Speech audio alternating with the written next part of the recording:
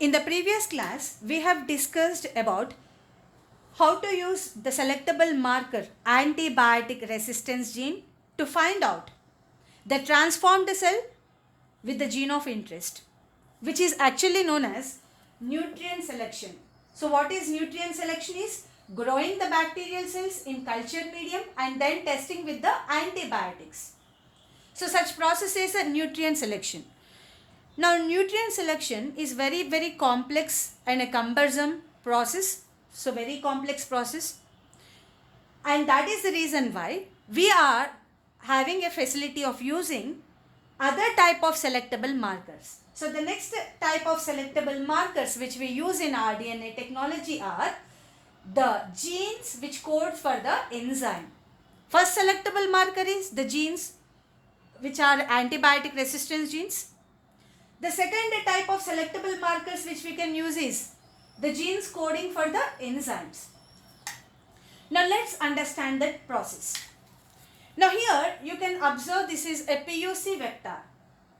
This is an artificially constructed plasmid from the University of California. That is why it got the name PUC. Right. Now this PUC vector has a gene, LAC-Z gene. LAC-Z gene. You are aware about this Z gene in the molecular biology. The Z gene, after undergoing transcription translation, what does it produce? It produces the enzyme beta galactosidase. So this is a LAC-Z gene. After undergoing expression, it produces an enzyme beta galactosidase. So right. Now generally what happens is, when this, you know the activity of the beta galactosidase? Beta galactosidase breaks lactose, disaccharide lactose into glucose and galactose. So this is the same enzyme, beta galactosidase. Now this enzyme, imagine this is an E. coli cell, and in the E. coli cell this is the PUC vector present, and now Z gene is undergoing expression to produce what? To produce this enzyme beta galactosidase. Now to this, if I am adding to this cell, if I am adding a chemical which is X-gal. X-gal, the chemical name is 5-bromo-4-chloro-3-indonyl beta-galactoside. It is the chemical name of the X-gal, and it is chromogenic substrate. That means it is a color causing substrate. Let us understand. X-gal is, initially it is colorless. ఈ X-gal chemical colorless లో ఉంది. Now I have added this X-gal into this E. coli. ఈ X-gal ని నేను E. coli cell లో add చేసిన, E. coli cell మీద. Now what happens is, X-gal reacts. Now the enzyme here, what is the enzyme? Beta galactosidase. It is reacting with the X-gal.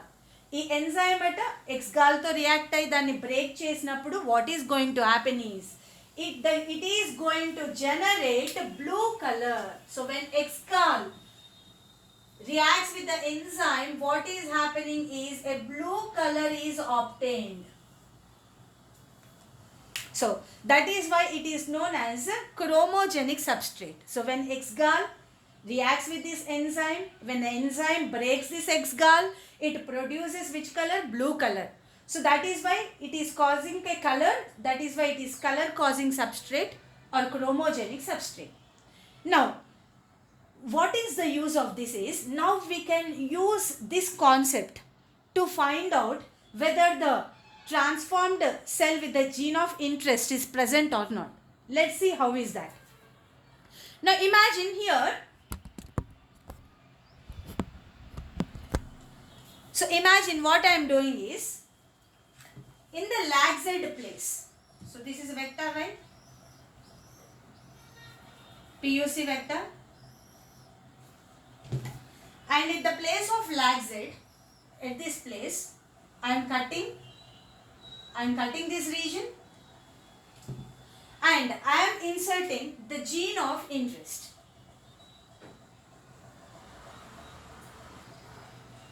So I have cut the PUC vector at the LAC-Z gene position, and there I have inserted the gene of interest.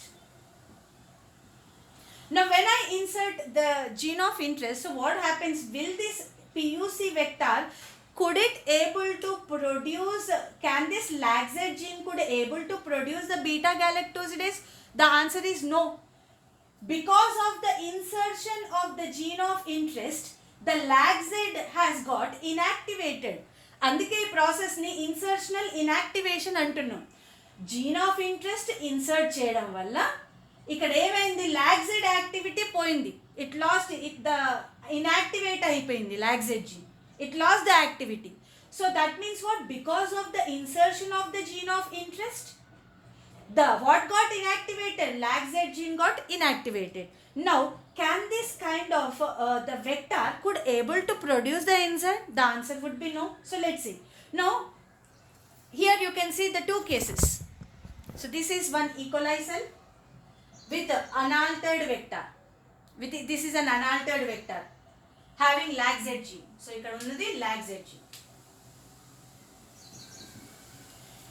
So this is without gene of interest. This E. coli cell is without gene of interest. Now let's say, see the second diagram. So this is a bacterial E. coli cell with a vector, but this is an altered vector or a recombinant vector. Ikkada unnadi recombinant vector. This is a recombinant bacteria because what is present? The gene of interest is present. So this is a transformed cell with the gene of interest. Indulo gene of interest unnadi. Now let's see how to find out. ఎట్లా find out చేస్తాం మనం? ఇదే this is the cell with the gene of interest. How should we know it? So what we do is, now here I am adding XGAL, chromogenic substrate, and to this bacteria also I am adding XGAL. రెండు bacterial cells పైన నేను XGAL వేసిన. Now what happens? So the LAGZ gene, because it is ఇక్కడ in the first bacteria LAGZ gene is active only. So because it's an unaltered vector, the LAGZ gene undergoes expression. What does it produce? Beta galactosidase enzyme. So enzyme produce అయింది. Now when I add XGAL, what happens? So beta galactosidase breaks this XGAL and results in which color? Blue color. And results in what? Blue color. Results in blue color.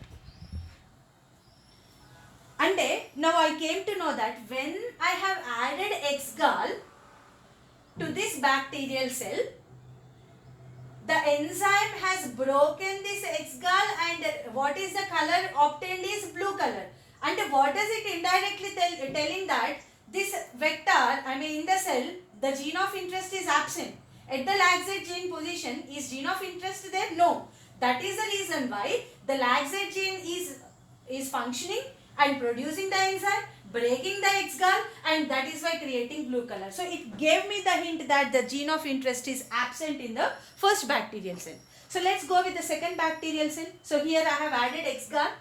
Now question is, is this vector is altered vector or unaltered vector? It is an altered vector. It is a recombinant vector having the gene of interest at the LAGZ gene position.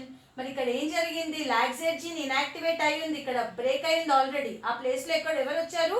Gene of interest. So will the enzyme be produced? No. The enzyme beta galactosidase will not produce. If the enzyme beta galactosidase is not produced means what?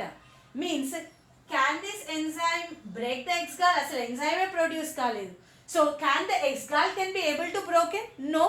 So that means what? It is still in the white color. XGAL యొక్క colour ఏంటి? White.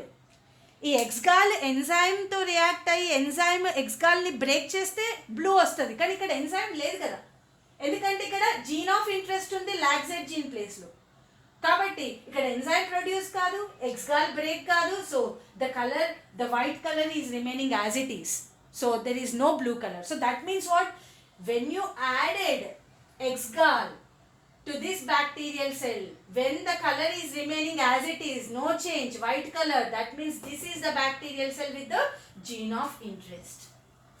Here you are adding XGAL, but blue color is coming, means this LAGZ is working, and LAGZ is working, there is no gene of interest, and that is why the enzyme reacted with the XGAL, broken it and gave blue color. So it tells indirectly that the gene of interest here is absent, the gene of interest is present in the second bacterial cell.